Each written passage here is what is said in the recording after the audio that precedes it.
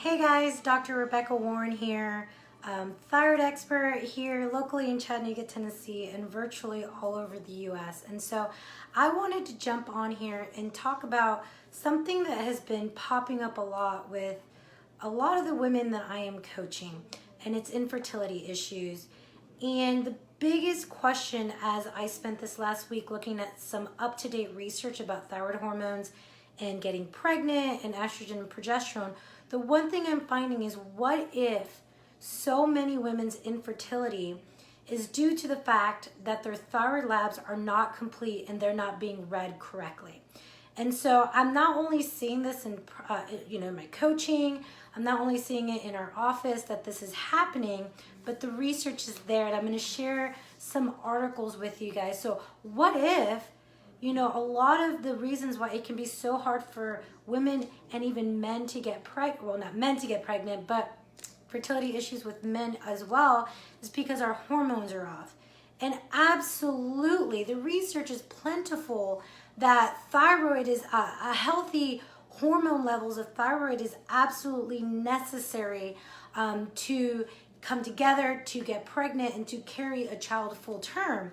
But what's even more shocking is how low or how high can your thyroid, your TSH, go before it starts affecting you. And so the first thing I want to share with you guys is, listen how crazy this is. This is underactive thyroid within normal range may affect a woman's ability to conceive. This is an article within normal range. This is why I teach. This is why I tell men and women that come in to see me that, number one, regardless of what you've been told about your labs, I need to look at your labs. And why I tell them, number two, it's so vitally important that you know the proper limits, that you understand that TSH, that free T4, that free T3, that thyroid antibodies, that reverse T3, that all these numbers need to be checked, and that they need to be checked at the proper limit. Because I've seen some medical limits for TSH going up to 5. I've seen people come in here at a 4, not feeling like themselves, but because the upper end is 5, they're okay.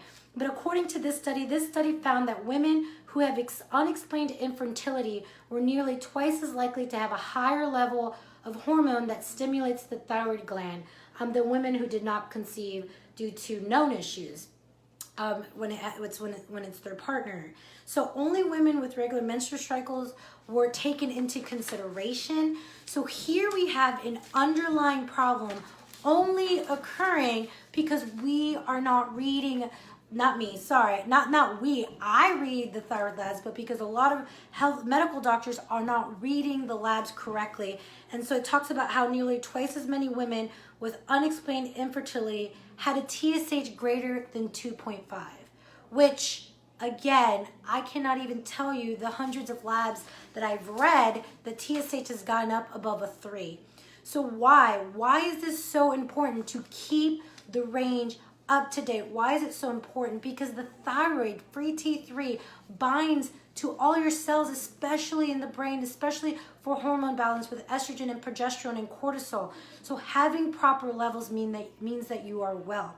This is the other thing, is even if it wasn't directly relating, let's say it's not just thyroid, that is just thyroid alone that's causing these infertility issues, but thyroid works together with estrogen and progesterone. It's all interconnected. In fact, estrogen is interconnected with the brain and the gut. It's interconnected with the gallbladder. So it's not this separate system. It's not saying, hey, my thyroid is not well, let me go do these fertility treatments. It's, my thyroid's not well, my hormones are not well, I'm not well, possibly, with mental health, I'm not well with digestive health. It's about getting the body well. So here's another article that I came across. Should hypothyroidism in pregnancy be treated? So here's another thing about how even being slightly above a 2.5 can cause a mildly underactive thyroid. And that even with this mildly underactive thyroid, according to the British Medical Journal, this can increase chances of miscarriages and the inability to get pregnant. So it said that if we could actually correct these limits, that we can, just by supporting the thyroid, we can influence 15 out of every 100 pregnancies. That's 15 men and women attempting to get pregnant and not understanding why. And so this was out of 18 studies. It was an analysis of 18 studies. And they found that this subclinical hypothyroidism, not even like the big hypothyroidism, this is the hypothyroidism that even in regular people, you know, non-pregnant people or people that are not trying to get pregnant, they wouldn't even address. That within that type of diagnosis, subclinical hypothyroidism, you're going to have issues getting pregnant. And finally, the last study I want to talk to you guys about is a really big deal because I talk about thyroid antibodies. A lot of people will get their antibodies tested, but doctors don't give any guidance on antibodies. Well, when you have thyroglobulin antibodies or TPO antibodies, it means that your body's actively having an autoimmune reaction towards the thyroid. And that implies a lot about what's going on inside of your body and what's going on with your immune system.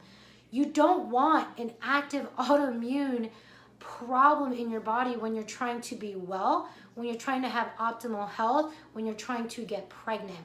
And so for the longest time, they've had these small studies saying that if women have TPO antibodies, that if they get on levothyroxine, it'll improve their birth outcomes. But according to this, levothyroxine treatment in women with thyroid antibodies may not increase live birth rate. And they were really surprised. They were really shocked to find out that the thyroid medication doesn't help with the antibody issue, and it doesn't help with making sure that women are healthier. I wonder why. It's like saying you have a hole in your gas tank and your gas is just leaking out, and you take your car to a mechanic and the mechanic says, hey, I've got the solution. The solution is to refill your gas tank more often.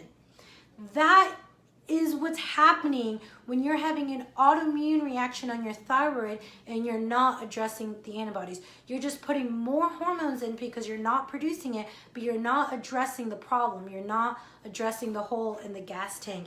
And that's a really big deal because even here, they were saying, well, maybe the answer is then to not test antibodies.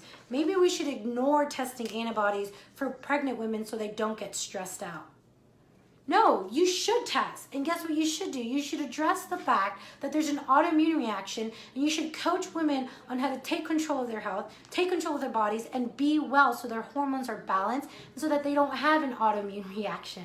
So I wanted to share that with you guys. It's so important to understand what labs your doctor's ordering for you, especially if you want proper hormone balance, especially if you want to be well. And so if you're watching this, if you comment or message us on Facebook, we can send you an ebook, the Optimal Labs Thyroid Labs ebook, where it breaks down what labs and why they're important for your health. So thank you guys for tuning in, and I hope this encourages. Make sure you share. You never know how far reaching this could be for someone who's really struggling to find answers. I hope this gives you hope and understanding that our bodies don't just fail us. They respond. They communicate with us. And so if something is wrong, if something is red flags and symptoms, it's not because you're a broken down machine. I believe in hope in hopeless situations because the science says it's possible, because I see it possible, because God says it's possible. Have a blessed day, guys.